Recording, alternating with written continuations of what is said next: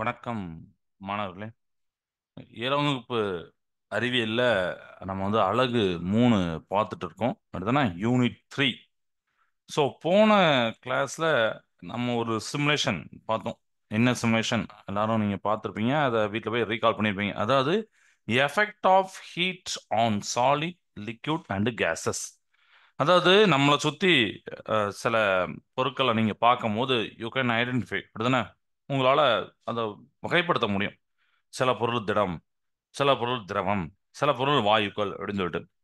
இந்த பொருட்கள்னா ஹீட் ஆகும் போது என்ன மாதிரி மாறுது, அதோடைய மாலிகூல்ஸ், அதோடைய மூலக்கூறுகளை எந்த மாதிரி ஒரு வைப்ரேஷன்ஸ், எந்த மாதிரி ஒரு தள்ளி தள்ளி போறது, எல்லாத்தையும் நம்ம அந்த சிமுலேஷன் புரிஞ்சுக்கிட்டோம். அந்த டாபிக்லையும் நம்ம அதை புரிஞ்சுக்கிட்டோம். சரிங்களா? இதை தான் நம்ம அந்த சிமுலேஷனை காமிச்சோம். Okay, right.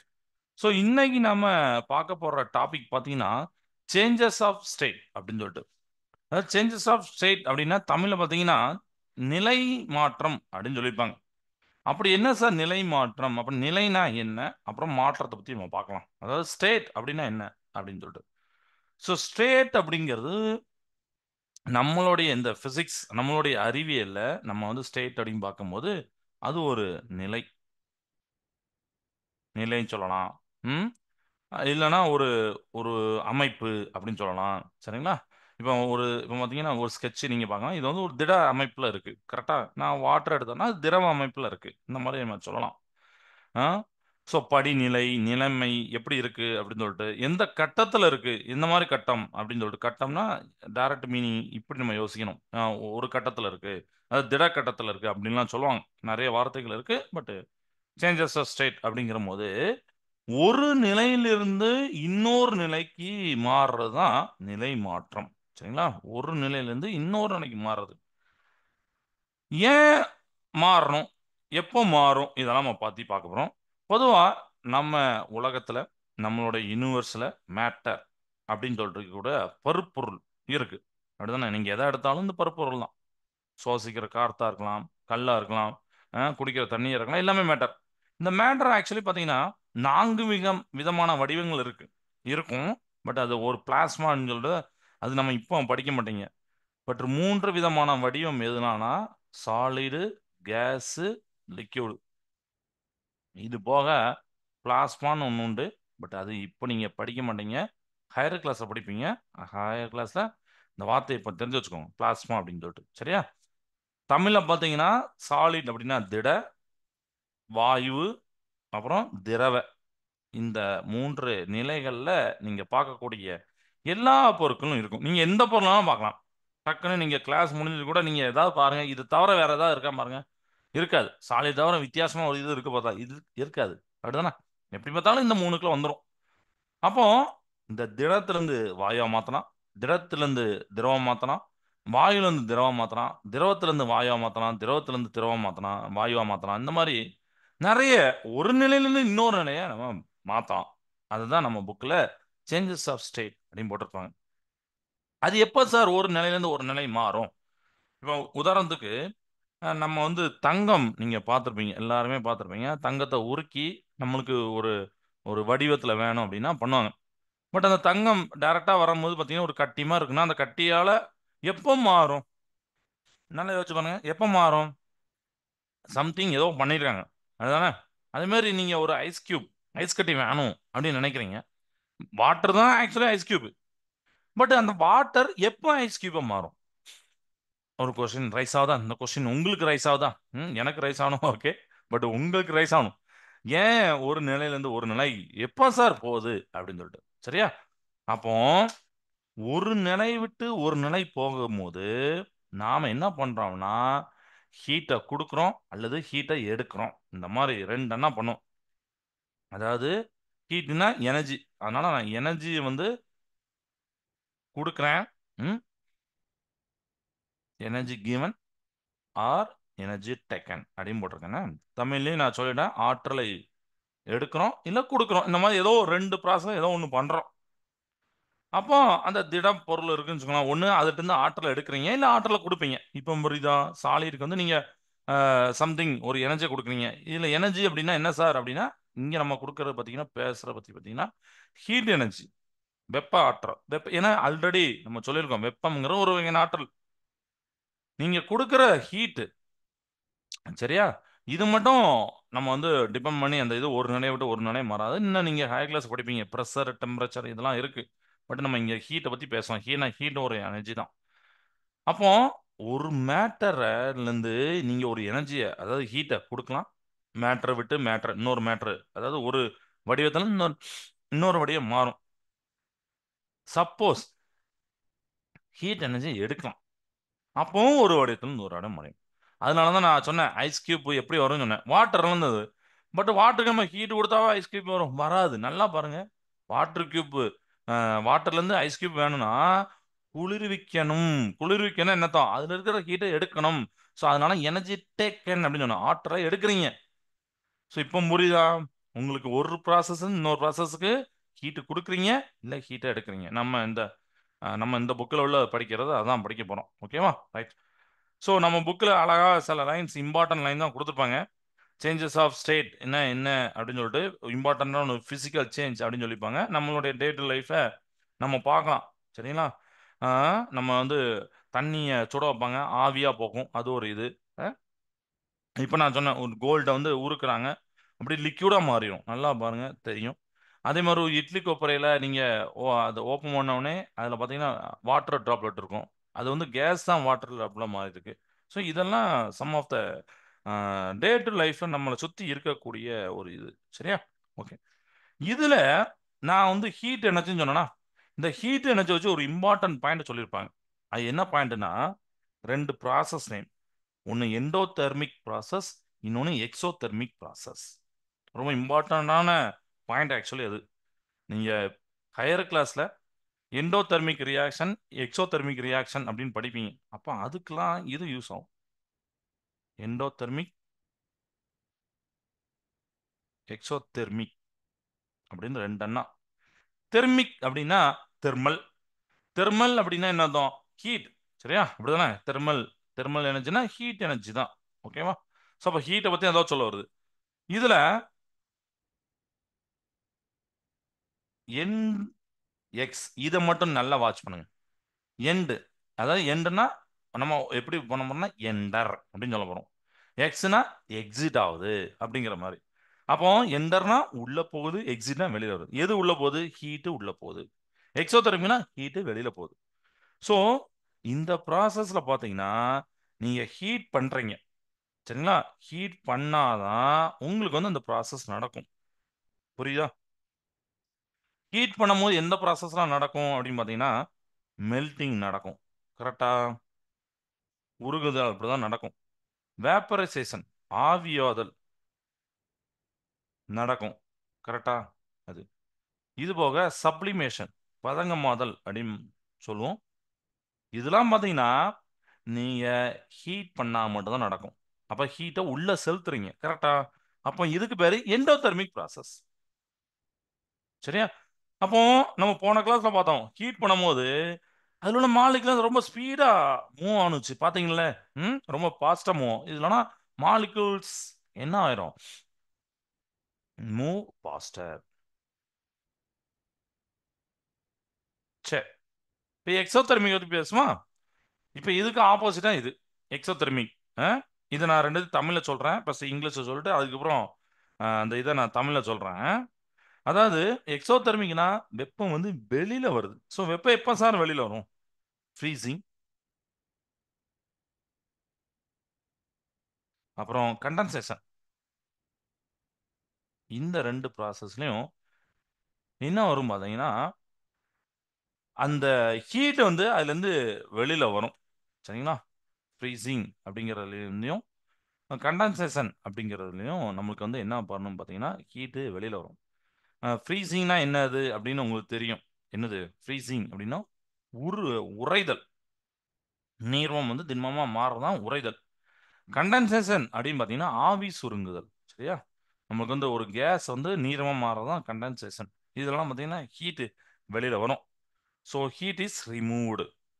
அப்போ இதில் பார்த்தீங்கன்னா நீங்கள் ஹீட்டை ரிமூவ் பண்ணுறீங்கன்னா மாலிகூல்ஸ் பார்த்தீங்கன்னா ஸ்லோ ஸ்லோ ஆயிரும். அதோடைய ஸ்பீடு, மாலிகூல்ஸோடைய ஸ்பீடு ஸ்லோ.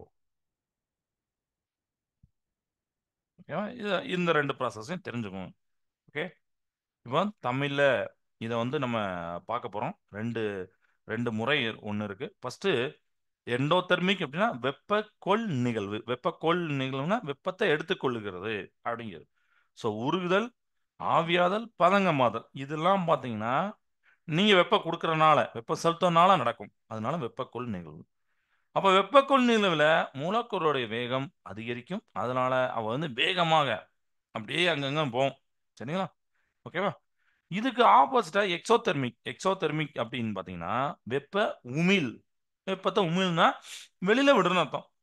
உறைதல், ஃப்ரீசிங்னா உறைதல் நான் சொன்னேன். ஆவி சுருங்குதல். சரிங்களா? கண்டென்சேஷன். இந்த 2 ப்ராசஸ்லயும் பார்த்தீங்கன்னா, மூலக்கூறுடைய வேகம் குறையும். அதனால அது ஸ்லோவா ஆகும் அப்படின்னு சொல்றாங்க. ஓகேவா? இதுதான். ஓகே. இதுக்கப்புறம் பார்த்தீங்கன்னா, மெல்டிங், வேப்பரைசேஷன், எவாப்பரேஷன் அதுக்கப்புறம் பார்த்தீங்கன்னா, ஃப்ரீசிங், கண்டென்சேஷன், அப்புறம் சப்ளிமேஷன் இந்த ப்ராசஸ் தான் குடுத்துருப்பாங்க. அப்புறம் கிறிஸ்டலைசேஷன். கிறிஸ்டலைசேஷனுக்கு தவிர முன்னாடி உள்ள ப்ராசஸ்லாம் இப்போ ஒரு சிமுலேஷன் காமிக்கிறேன். உருகுதல், உறைதல் எல்லாத்தையும் நீங்க இத பார்த்துறலாம். நான் அப்பப்போ அந்த ப்ராசஸையும் நான் சேர்த்து சொல்லுவேன். இப்போ நான் உங்களுக்கு வந்து ஒரு நிமிஷம். இல்ல ஒரு சிமுலேஷன் தெரியுதா? ஓகே. நான் என்ன பண்ணியிருக்கேன் அப்படின்னு பார்த்தீங்கன்னா, ஒரு கிளாஸ் வாட்டர் எடுத்துருக்கேன். ஆக்சுவலி அது ஐஸ் கியூபா இருக்கு. தெரியுதா? சாலிடா இருக்கு. திடமா இருக்கு. ஒரு அறை வெப்பநிலை. ஸோ இதோட வெப்பநிலை பார்த்தீங்கன்னா, ஒரு -50°C இருக்கு. சரியா? ஏன்னா அறை வெப்பநிலை எப்படி இருக்கோ, அதே மாரி தான் இருக்கு. இல்லன்னா இதோட வெப்பநிலை 50°C -50° இப்படி புரிஞ்சுக்கிட்டா ஓகே. இப்ப நான் ஒரு ப்ராசஸ்லேருந்து இன்னொரு ப்ராசஸ் நான் மாத்தப் போறேன். சரியா? ஒரு ப்ராசஸ்லேருந்து இன்னொரு ப்ராசஸ். ஃபர்ஸ்ட்டு நம்ம புக்ல பார்த்தீங்கன்னா, என்ன ப்ராசஸ் இருக்குன்னா, மெல்டிங் அப்படின்னு குடுத்துருப்பாங்க. மெல்டிங்னா என்ன அப்படின்னு வந்தீங்கன்னா, மெல்டிங்னா என்ன அர்த்தம்? உருகுதல். எது உருகும்? சாலிட் வந்து லிக்விடா உருகும். அப்ப நான் சாலிடா எடுத்துருக்கேன். இது லிக்விடா போகும். அப்படிதானே? ஸோ அந்த ப்ராசஸ் பாருங்க. இங்க செலக்ட் பண்ணியிருக்கேன் பாருங்க. Solid starting state. எந்த ஸ்டேட்லேருந்து எந்த ஸ்டேட் கொண்டு போகணும். இந்த சிமுலேஷன் வந்து அழகா பார்த்துடலாம். சூப்பரா இருக்கும். ம். ஓகே. One second. இந்த ஃபுல் ஸ்க்ரீன வச்சிருந்தேன். அப்பதான் இன்னும் கொஞ்சம் உங்களுக்கு நல்லா பார்த்து தெரியும். இப்ப ஓகேவா? ஸோ ஸ்டார்ட்டிங் ஸ்டேட் வந்து சாலிட் திடமா வச்சிருக்கேன். ஃபைனல் ஸ்டேட் வந்து லிக்விடா மாறணும். அப்ப நான் என்ன பண்ணணும்? இது வந்து ஃப்ரீசிங், மெல்டிங் அப்படின்னு பார்த்தீங்கன்னா, எண்டோதெர்மிக் ப்ராசஸ். வெப்ப குன்னு. அப்ப வெப்பத்த குடுங்க. ஹீட் பண்றேன். ஸ்டார்ட் பண்றேன். மாலிக்யூல்ஸ் மட்டும் நல்லா பாருங்க. என்ன நடந்திருக்குன்னு. 0 டிகிரி வந்தோனே மெல்டிங் ஆயிடுச்சு.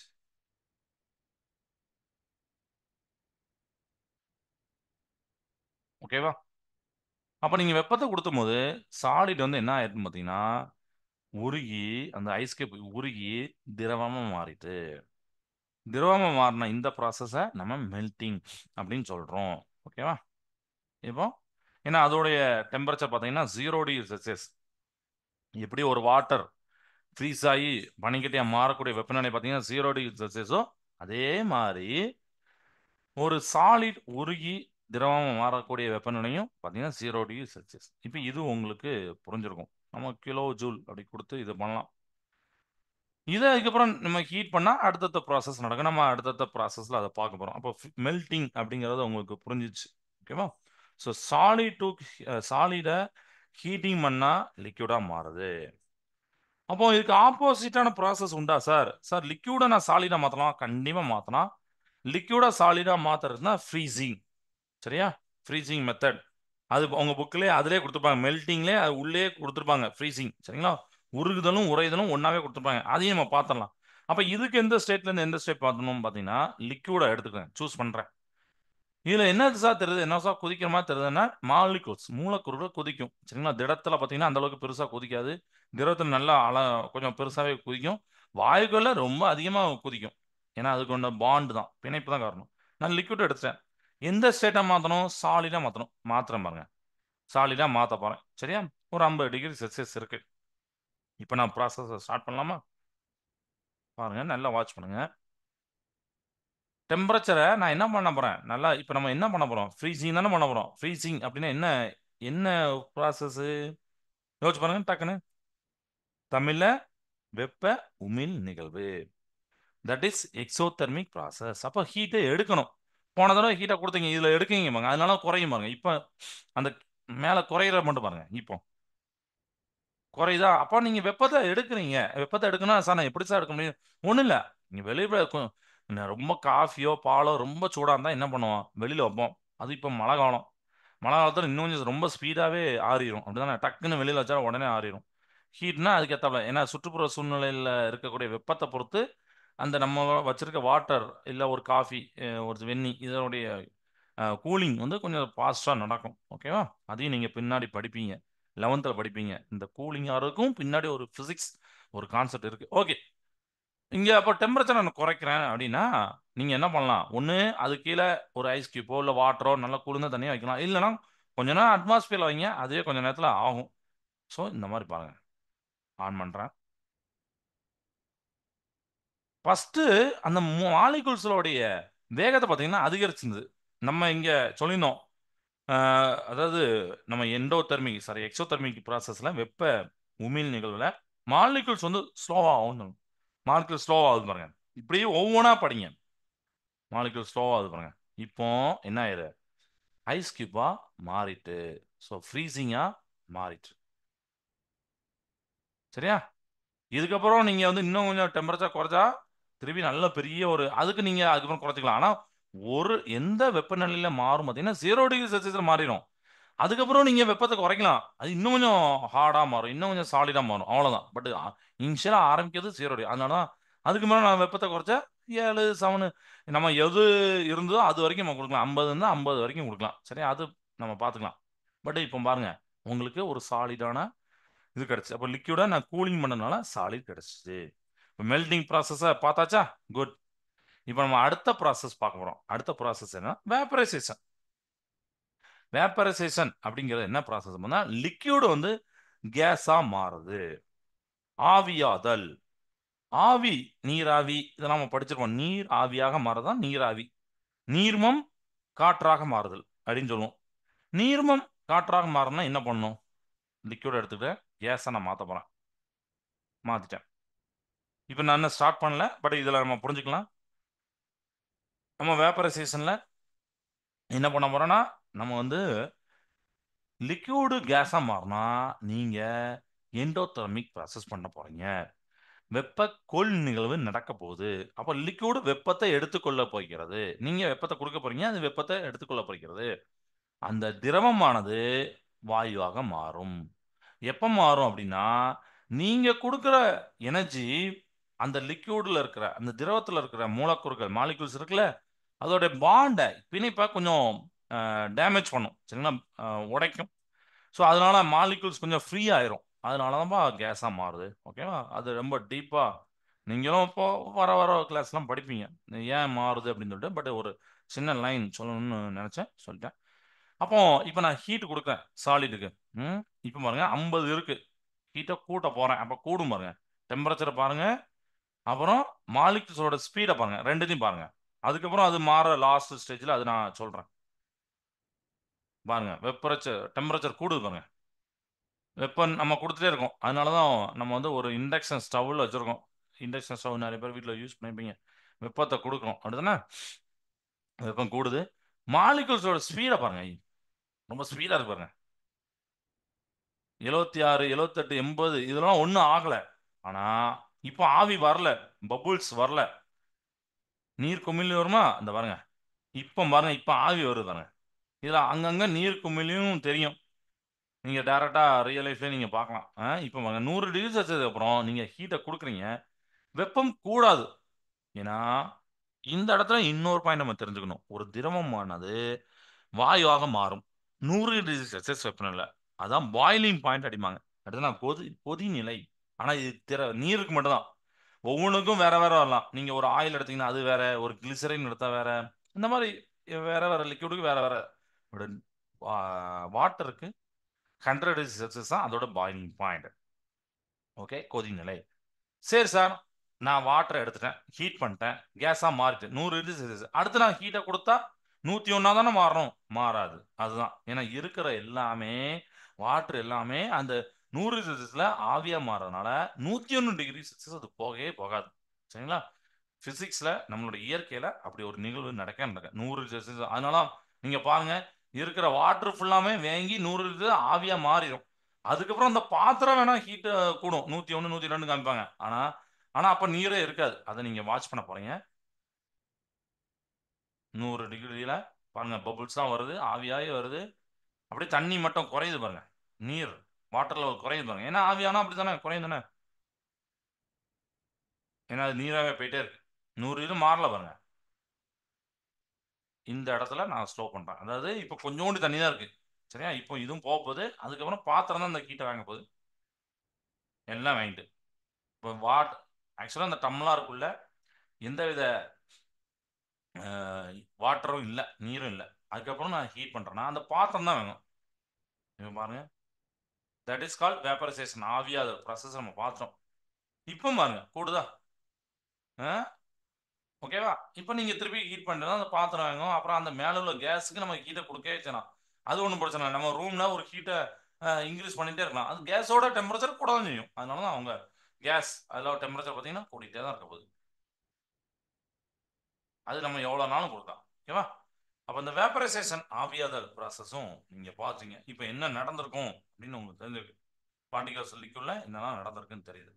அடுத்து பார்க்கும்போது எவாப்ரேஷன். எவாப்ரேஷன் அப்படின்னா இப்போ இதுல வேப்பரைசேஷனுக்கு ஒரு மெத்தட் பார்த்தோம். அப்படிதானே? அப்ப எவாபரேஷன் என்ன சார்? அது என்ன ஒரு வித்தியாசமான மெத்தடா அப்படின்னு நீங்க கேட்கலாம். நீங்க அதுக்கு ஒண்ணும் இல்ல. ஜஸ்ட் அந்த பிக்சரை மட்டும் பாருங்க. நம்ம பிக்சர்ல என்ன கொடுத்துருக்காங்கன்னு பாருங்க. எவாபரேஷன் அப்படிங்கிறது என்னது? Evaporation is the technique used to separate dissolved solids from a solid liquid mixture அப்படின்னு சொல்லிப்பாங்க. சரியா? அதாவது நம்ம உதாரணத்துக்கு நம்ம ஏற்கனவே இதை ஒரு இதுல காமிச்சேன். உங்களுக்கு 6th காமிச்சிருப்பேன்னு நினைக்கிறேன். எவாப்ரேஷன் மெத்தட் அப்படிங்கிறது நீங்க ஒரு சால்ட்டையும் ஒரு வாட்டரையும் மிக்ஸ் பண்றீங்க. ஒரு இதை ஹீட் பண்றீங்கன்னா அந்த சால்ட் மட்டும் கிடைக்கிறது தான் அந்த மெத்தட். பட் அது இதுல இருக்காது. அது தனியா இன்னொரு சிமுலேஷன்ல இருக்கு. அதை நான் அடுத்த கிளாஸ் காமிக்க போறேன். பட் அது சொல்றேன், ஒரு இன்ட்ரடக்ஷன் கொடுக்க போறேன். ஏன்னா இந்த சிமுலேஷன்ல சில ப்ராசஸ் நம்ம காட்ட வேண்டியிருக்கு. அதனால காட்டிட்டு எவாப்ரேஷன் மெத்தடை நான் அடுத்த கிளாஸ்ல சொல்றேன். ஓகே? அதுல என்ன நடக்கு அப்படிங்கிறத பார்க்கலாம். ஓகே. அப்போ இன்ட்ரடக்ஷன் மட்டும் அதை பார்த்து வச்சுக்கோங்க. ஓகே, அது என்ன இருக்குன்னு சொல்லிட்டு படிச்சுவாங்க. அடுத்த கிளாஸ் அதை பார்க்கலாம். ஸோ ஃப்ரீசிங் அப்படிங்கிறதையும் அடுத்து போட்டிருப்பாங்க. நான் ஃப்ரீசிங் நம்ம பார்த்தோம். இப்போ அடுத்து பார்த்தீங்கன்னா நம்ம கண்டென்சேஷன் பார்க்க போகிறோம். இந்த ப்ராசஸில் இந்த இந்த சிமுலேஷனை வச்சுட்டு கண்டென்சேஷன் பார்த்துடலாம். கண்டென்சேஷன் அப்படின்னா ஆவி சுருங்குதுன்னு சொல்லியிருக்கோம். அப்போ ஆவி சுருங்குது, நீராவி சுருங்குது, நீராவி சுருங்கி நீரா மாறுதுப்பா. That is mean gas into liquid. ஓகேவா? கேஸ் இன்டு லிக்விட், வாயு நீர்மமாக மாறுகிறது. நம்ம புக்கில் ஒரு ப்ராசஸ் போட்டிருப்பாங்க, அதே தான் நம்ம இங்கே பார்க்க போகிறோம். ஸோ நான் என்ன பண்ணுறேன், கேஸை சூஸ் பண்ணிக்கிறேன். சரியா? இதான் மாறணும் பார்த்தீங்கன்னா லிக்யூடாக மாறணும். ஸோ லிக்யூடை நான் சூஸ் பண்ணிக்கிறேன். இந்த சிமுலேஷன் நல்ல ஒரு யூஸ்ஃபுல்லான சிமுலேஷன். நம்ம ஒரு ஸ்டேட்டு டு ஒரு ஸ்டேட் அழகாக பார்த்துடலாம். நம்ம அதுக்காண்டி கொஞ்சோண்டு தண்ணி எடுத்துட்டு வெப்பப்படுத்தி அதை கூல் பண்ணி பார்க்கலாம், தப்பு இல்லை. பட் அதெல்லாம் டைம் எடுக்கும். பட் இதில் நல்ல டெம்பரேச்சர் லெவலாம் அழகாக பார்த்துடலாம். இதெல்லாம் நல்லா இருக்குல்ல? ஓகே. இப்போ கேஸ் லிக்விடாக நான் இருக்கு, இதை ஸ்டார்ட் பண்ணுறேன். வெப்பநிலை இருக்கு, கேஸ் லிக்விடாக மாறணும். கண்டென்சேஷன் ஆவி சுருங்கணும்னா வெப்ப உமிழ் நிகழ்வு, எக்ஸோதெர்மிக் ப்ராசஸ். எக்ஸோதெர்மிக் ப்ராசஸில் டெம்பரேச்சர் குறையும், அதாவது வெப்பம் குறையும். அதனால 150 குறையும் செய்யும். பாருங்க, குறையுதா? ஏற்கனவே நான் சொல்லிட்டேன், கேஸுக்கு மாலிகுலர் ஸ்பீடு ரொம்ப அதிகமாக இருக்கணும். அதிகமாக இருக்கு பாருங்க. அப்படியே கொஞ்சம் கொஞ்சமாக குறையுது. நீங்கள் டெம்பரேச்சர் குறைக்க குறைக்க குறைக்க இப்போ நீர் வருது பாருங்க, வாட்டர் வருது பாருங்க. வாட்டர் வந்தோடனே ஒரு இடத்துல ஸ்டாப் ஆகுதா? ஸோ எப்போ ஸ்டாப் ஆகுனா 100 செல்சியஸில் ஸ்டாப் ஆயிடும். சரியா? இருக்கிற கேஸ் எல்லாமே எப்போ நீங்கள் கூல் பண்ணிட்டே இருந்தீங்கன்னா 100 செல்சியஸில் அது என்ன வாட்டராக மாறிடும். எப்படி ஒரு வாட்டர் கேஸா 100 டிகிரி செல்சியஸில் மாறுதோ, அதே மாதிரி ஒரு கேஸ் என்ன பண்ணியிருப்பாங்க பார்த்தீங்கன்னா 100 டிகிரி செல்சியஸில் லிக்விடாக மாறும். நல்லா தெரிஞ்சுக்கோங்க. இதுக்கு பேர் தான் கண்டென்சேஷன் பாயிண்ட் அப்படின்னு சொல்லிப்பாங்க. இதை நீங்கள் ஆக்சுவலாக காலேஜில் படிப்பீங்க, கண்டென்சேஷன் பாயிண்ட் அப்படின்னு சொல்லிட்டு. சரிங்களா? ஆவி சுருங்குதலுடைய புள்ளி, ஆவி சுருங்குதலுடைய அந்த நிலை பாயிண்ட் அப்படிலாம் சொல்லுவாங்க. பட் நீங்கள் இங்கிலீஷ்லாம் படிப்பீங்க காலேஜில். So condensation point of steam அப்படின்னு சொல்லிட்டு that is mean 100 degree Celsius. சரி, அதை நீங்கள் இங்கேயே பார்த்துடலாம், அழகாக பார்த்துலாம். இதுக்கப்புறம் அதை மூடி வச்சிருப்பாங்க. ஏன்னா திருப்பி நம்ம ப்ராசஸ் பண்ண போகிறோம். பட் டெம்பரேச்சர் நம்ம குறைக்கும். இன்னும் கொஞ்சம் குறைக்கலாமான்னா, இன்னும் கொஞ்சம் குறைஞ்சா இப்போ லிக்யூட் இன்னும் கொஞ்சம் குறைஞ்சா என்ன ஆயிரும், உங்களுக்கு சாலிடாக மாறும். ஸோ கண்டென்சிங் நடந்துட்டு இருக்கு. அப்படிதானே? இப்போ பாருங்க லிக்யூட் ஆயிட்டு திருப்பி நீங்கள் டெம்பரேச்சர் குறைச்சிட்டே இருக்கீங்கன்னா லிக்விட் அப்படியே மாறி மாறி மாறி மாறி மாறி மாறி சாலிடா மாறும். எப்போ மாறும்னா 0 டிகிரி செல்சியஸ். ஆனால் நம்ம ஒரு லிமிட் இங்கே வச்சிருக்கோம், ஒரு 50 டிகிரி வச்சிருக்கோம், 50 டிகிரி ஸ்டாப் பண்ணிடும். ஓகே, இது போதும் இந்த இடத்துல. அப்போ இந்த ப்ராசஸும் உங்களுக்கு நல்லா புரிஞ்சிருக்கும்னு நான் நினைக்கிறேன். ஓகே, அடுத்து பார்த்தீங்கன்னா சப்ளிமேஷன். சப்ளிமேஷன் அப்படின்னா என்ன சார்? சாலிட் டு கேஸ் மாறதான். சப்ளிமேஷன் அப்படின்னா என்னது? சாலிட் டு கேஸ் மாறுது. தமிழ்ல பார்த்தீங்கன்னா பதங்கமாதல் அப்படிம்பாங்க. திண்மம் காற்றாக மாறுமா? கண்டிப்பா மாறும். எங்கெல்லாம் மாறும் யோசிச்சு பாருங்க. கண்டென்சேஷன், எவாப்ரேஷன், சாரி, சப்ளிமேஷன் எங்கெல்லாம் நடக்கும்? இப்போ இதுலயே வந்து எவாப்ரேஷன் பார்க்கலாம். எவாப்ரேஷனா என்னது?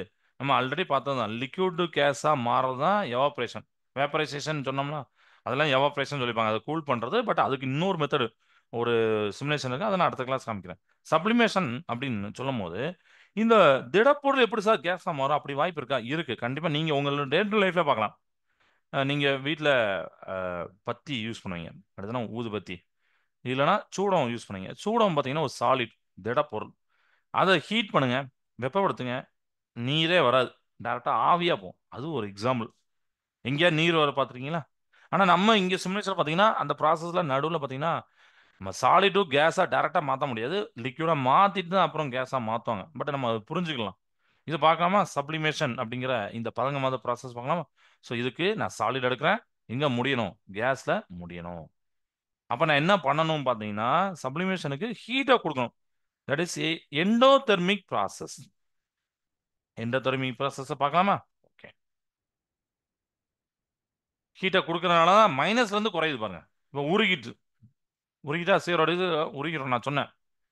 உருகிட்டு பட் இது வந்து நம்ம பார்க்கக்கூடிய மெத்தடில், பட் நம்ம சூடத்தில் அப்படி வா நீர்லாம் வராது. இப்போ சிமுலேஷனில் இதுதான் இருக்கும். பட் இன்னும் நான் டெம்பரேச்சர் கொடுக்குறேன். ஏற்கனவே இந்த சாலிட் வந்து கேஸாக மாறிடுமாங்க. அது ஏற்கனவே நம்ம பார்த்த ப்ராசஸ் தான். நல்லா வாட்ச் பண்ணுங்க.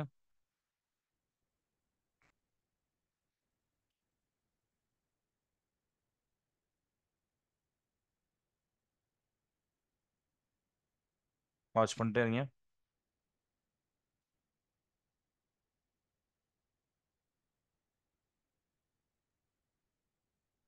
இந்த டைமில் ஆவியாக மாறணும் உங்களுக்கு நல்லா தெரியும்.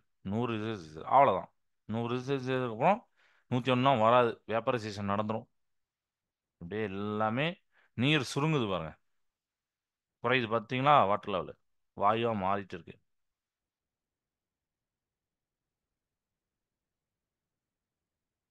அவ்வளோதான். இப்போ இந்த ப்ராசஸையும் நம்ம பார்த்தாச்சு. இப்போ இதில் உள்ள எல்லாமே உங்களுக்கு நல்லா புரிஞ்சிருக்கும்னு நினைக்கிறேன்.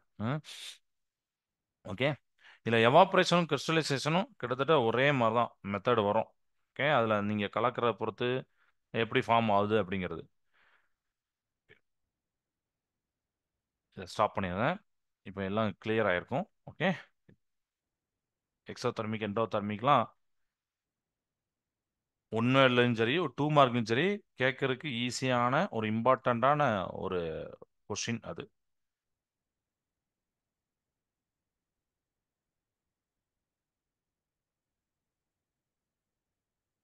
எவாப்ரேஷன், ஏன்னா அதை நம்ம இன்னும் பார்த்துக்கணும் இந்த கிளாஸில். அடுத்த கிளாஸில் அதோடைய சிமுலேஷன் பார்ப்போம். Evaporation,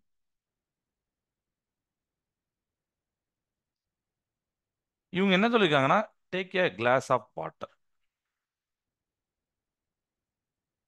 all the water molecules are moving here and there at different velocity அப்படின்னு சொல்லிப்பாங்க. அப்படியே என்னன்னா இது வந்து ஒரு வாட்டரில் உள்ள மாலிகுல்ஸ் மூலக்கூறு பார்த்தீங்கன்னா ஒரு இடத்துல நிற்காது, அங்கேயும் போயிட்டே தான் இருக்கும். அப்படிதானே?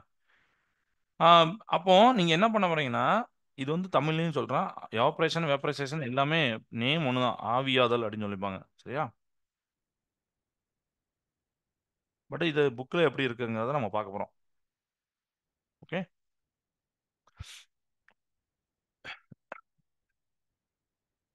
நீர் மூலக்கூறுகள் அங்கும் இங்கும் வெவ்வேறு திசைவேகத்துல செல்லும். ஓகே.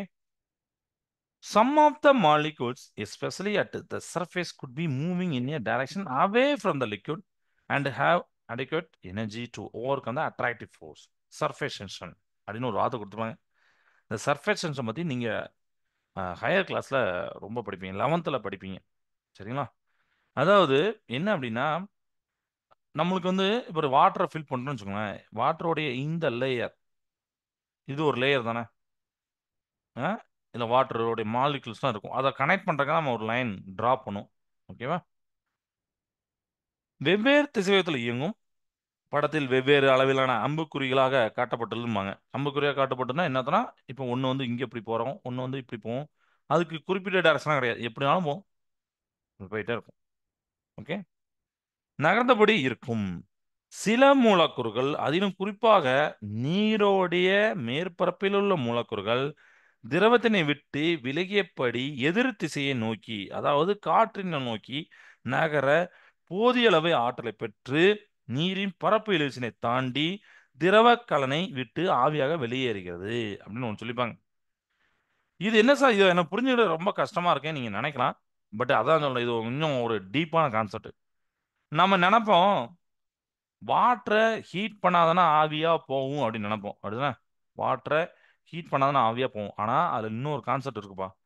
என்ன கான்செப்ட்னா, ஆக்சுவலி ஒரு நீங்க வாட்டரை வச்சிருந்தாலே கொஞ்சோண்டி பார்த்தீங்கன்னா, கொஞ்சோண்டி, ரொம்ப அதிகமா இல்ல, கொஞ்சோண்டி வா அந்த லிக்விட்ஸ் வந்து எவாப்ரேட் ஆகி இங்கே போயிருக்கும், இதை சுற்றி போயிருக்கும்.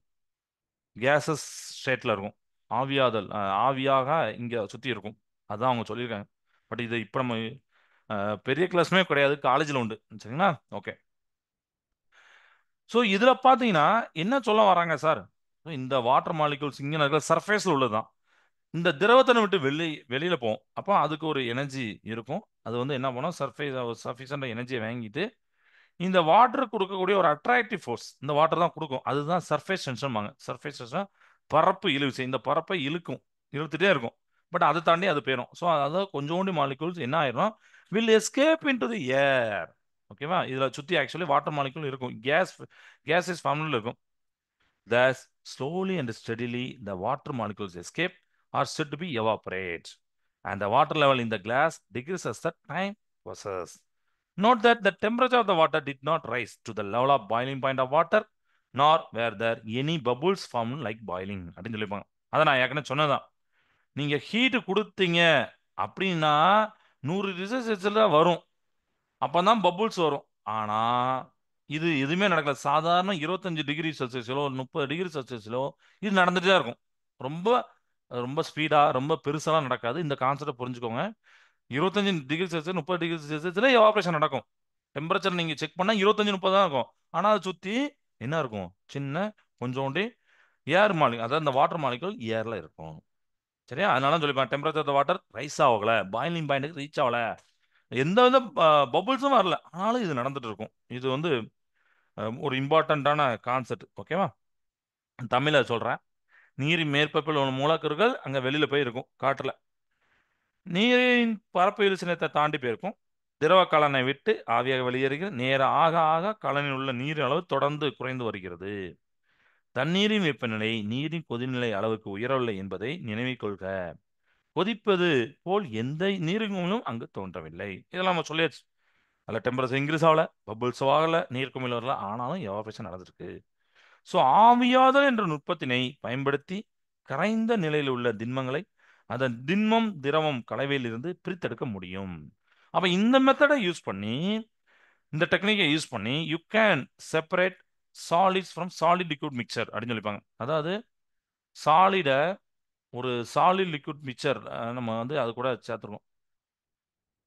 ஒரு திடத்தை திடம் அந்த இதுல இருந்து பிரிச்சிருக்கு, சாலிட பிரிச்சதுக்கு இந்த மெத்தட் யூஸ் ஆகும்.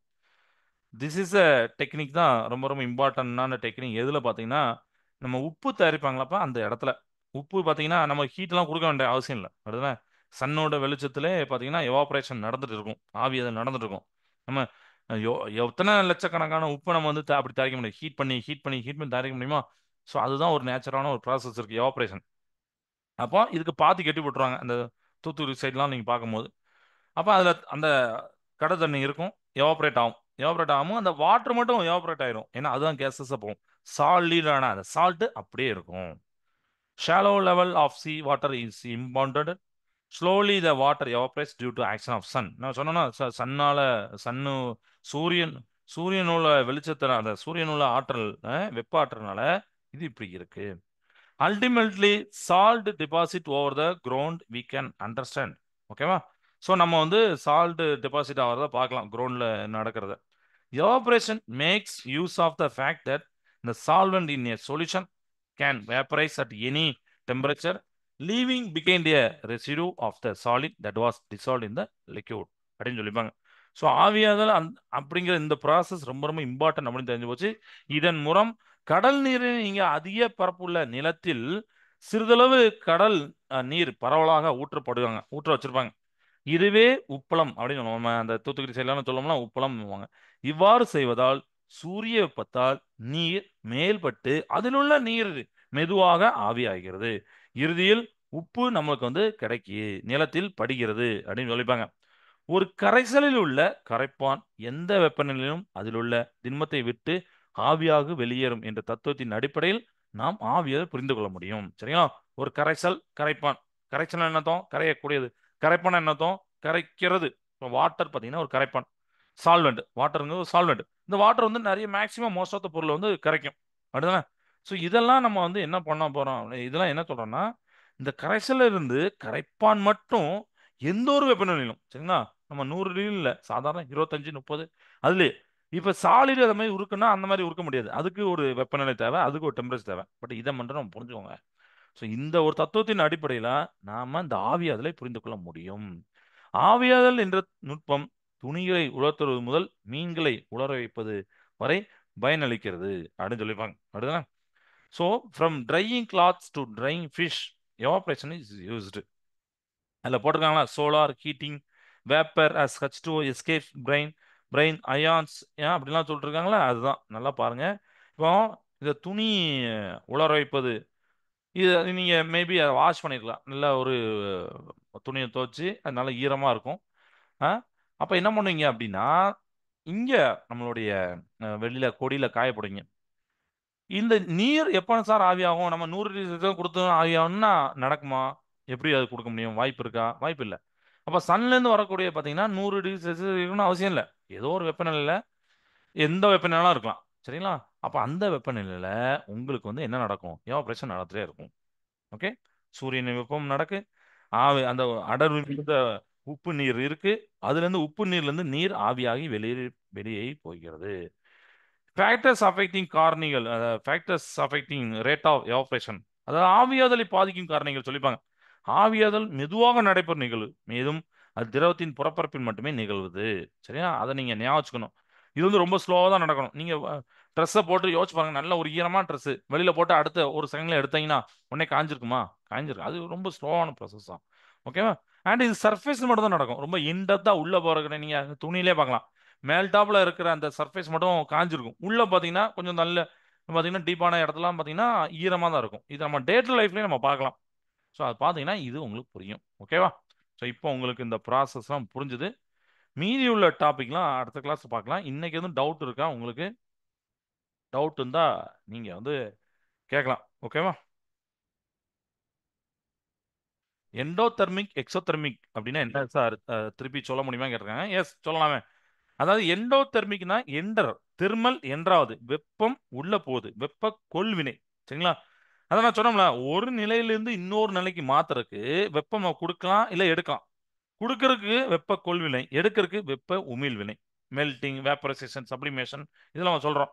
அதுவே வெப்ப உமிழ்வினை பார்த்தீங்கன்னா ஃப்ரீசிங். அதில் பார்த்தீங்கன்னா வெப்பத்தை கொடுக்க மாட்டோம், எடுப்போம் அந்த ஆப்ஜெக்ட்ல இருந்து, அந்த பொருள்ல இருந்து. கண்டென்சேஷன், ஆவியாதல், ஆவி சுருங்குதல், இதெல்லாம் நம்ம வந்து இந்த ப்ராசஸ். இதுதான் வெப்ப கொள்வினை, வெப்ப உமிழ்வினை. அதனால தான் அந்த ப்ராசஸ் நம்ம சொல்றோம். வெப்பம் அதில் இம்பார்ட்டன்ட். ஏன்னா ஒரு நிலையிலேருந்து இன்னொரு நிலைக்கு நீங்க ஆட்டோமேட்டிக்கா மாறாது. வெப்பத்தை நீங்க கொடுத்தா மட்டும் தான் நடக்கும். இல்லை வெப்பத்தை எடுக்கணும். அதுதான் நம்ம பார்த்தது. ஓகேவா? ஓகே, அது ஒரு நல்ல கொஸ்டின். ஏன்னா அந்த அந்த டாபிக் வந்து நீங்க ஹையர் கிளாஸ்ல ரொம்ப டீப்பா படிப்பீங்க. பட் இங்க தெரிஞ்சுக்கிட்டு இன்னொரு மட்டும் தெரிஞ்சுக்கிட்டு ரொம்ப நல்லது. Okay, right. இவ்வளோதானா இன்னைக்கு? ஓகேப்பா, தேங்க்யூ. மீதி உள்ள டாபிக்கை அடுத்த கிளாஸ் பார்க்கலாம். இந்த எவாப்ரேஷன் உண்டான வீடியோ, அந்த கிறிஸ்டலைசேஷனோட வீடியோ சிமுலேஷனை நம்ம அடுத்த கிளாஸ் பார்க்கலாம். கிளாஸ் நிகழ்ச்சியை வாழ்க பாரதம், வெல்க தமிழகம். நன்றி, வணக்கம்.